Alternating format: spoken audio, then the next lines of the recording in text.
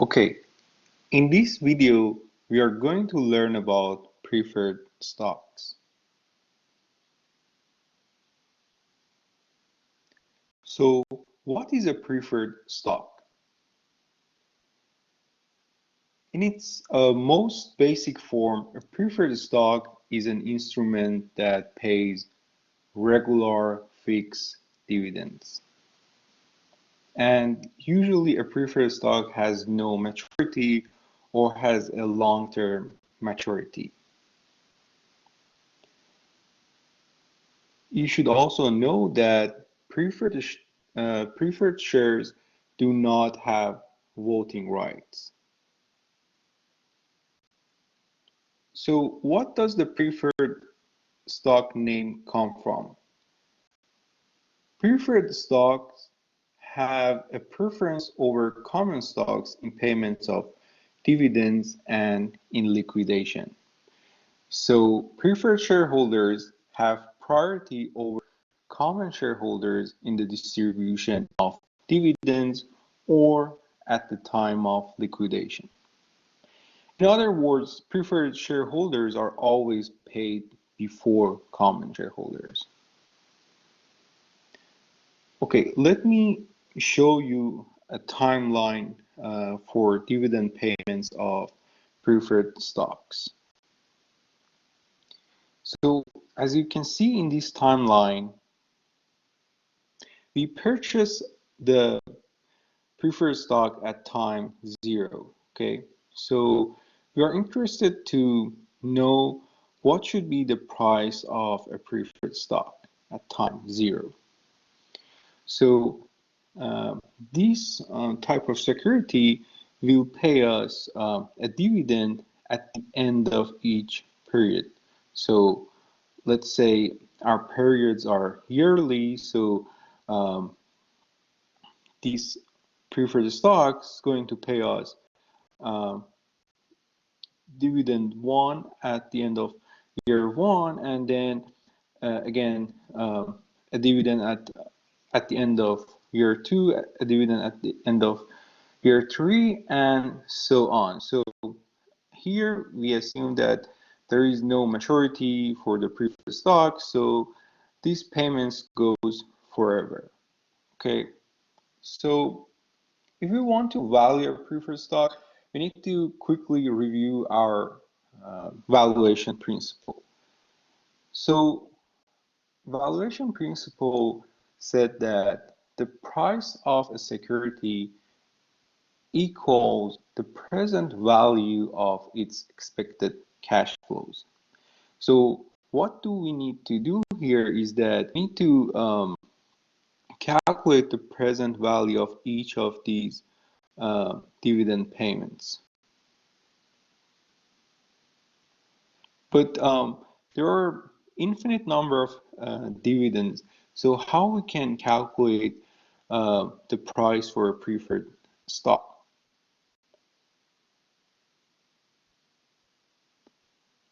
If you look at this timeline, it should be familiar to you. This timeline represents a perpetuity. Recall from chapter 4 that the formula to calculate the present value of a perpetuity was PV equals C. We were calling the payments equal regular payments as C, and so the present value of a perpetuity would be C over R, which is a discount rate. So here I can do the same thing, and then the price of a preferred stock would be D, and I would say DP to recognize that this is a preferred dividend, and then discount rate, which I'm going to call it RP. Okay, so the price of preferred stock is its dividend divided by an appropriate discount rate, which is RP here. So the appropriate discount rate would be the expected return on similar returns, similar investment that has similar risk to the preferred stock of the firm that we are going to price. Okay. So let me go back to the slide that we were covering. So preferred stocks can be cumulative or non-cumulative. Cumulative means any unpaid dividends are carried forward. That means if a company missed its dividend payment for, let's say, 2020, the company cannot pay dividends to common shareholders in 2021 unless it pays preferred dividend for 2020 and 2021 to the preferred shareholders first. Okay, and almost all preferred stocks are cumulative. So again, the idea here is that preferred shareholders are always going to be paid before common shareholders. Okay.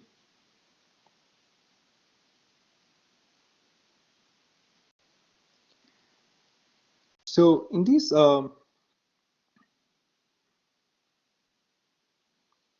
slide, we are going to ask whether a preferred stock is a debt instrument or an equity instrument. Preferred stocks are equity, but in many ways they are hybrid assets that lie between common stocks and bonds. Their fixed dividend payment is similar to bonds coupon payments, but there is a difference between there is an important difference between bonds and preferred stocks. For example, if the company does not pay preferred dividends in a year, the preferred stock holders cannot force the firm into bankruptcy. So they do not have the right to force the firm into bankruptcy. However, if the firm misses a coupon payment on its bond, the firm has defaulted. So the bondholder will force the firm into bankruptcy or liquidation. Okay, so preferred stock is a type of an equity instrument, but it has some characteristics that are similar to bonds. And preferred stocks usually have higher yield than bonds because they have a higher risk due to the fact that they have not the right to force the firm into bankruptcy. We will talk more about the relation between risk and return in the future chapters. Okay.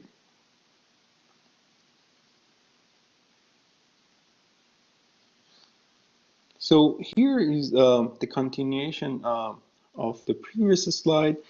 So in this slide, the idea is that debt holders are going to be paid first, and then preferred shareholders will receive their preferred dividends, and if anything left, the common shareholders get paid.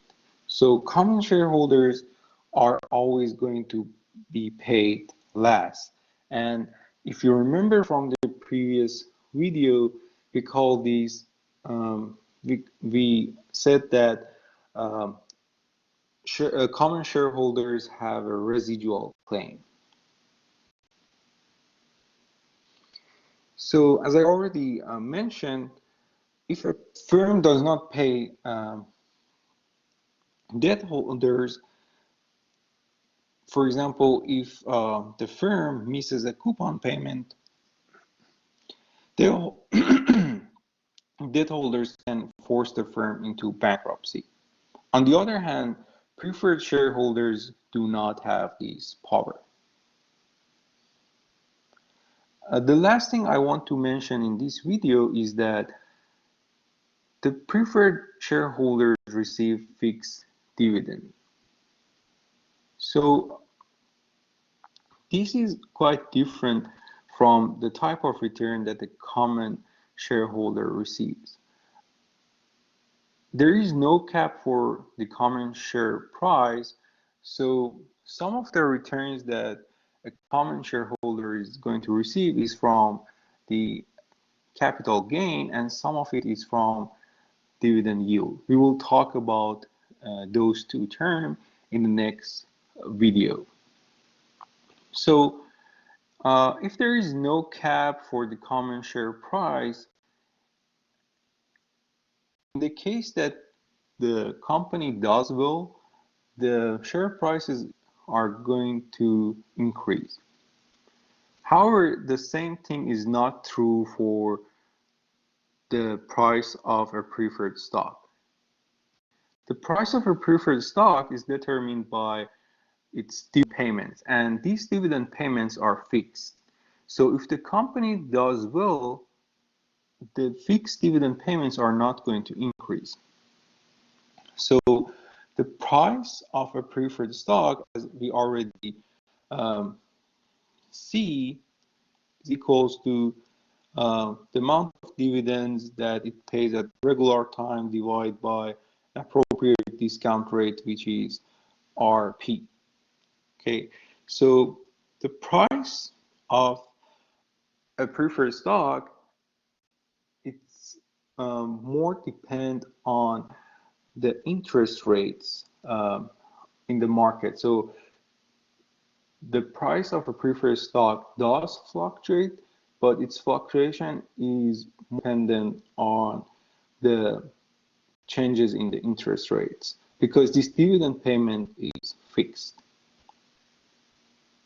So in this video, we talk about preferred stocks and the differences between preferred stocks and bonds, and also common stock. So what I want you to know is that preferred stocks are a hybrid type of security that lie between common stocks and bonds. And preferred shareholders do not have the right to force the firm into bankruptcy if the firm does not pay preferred dividends.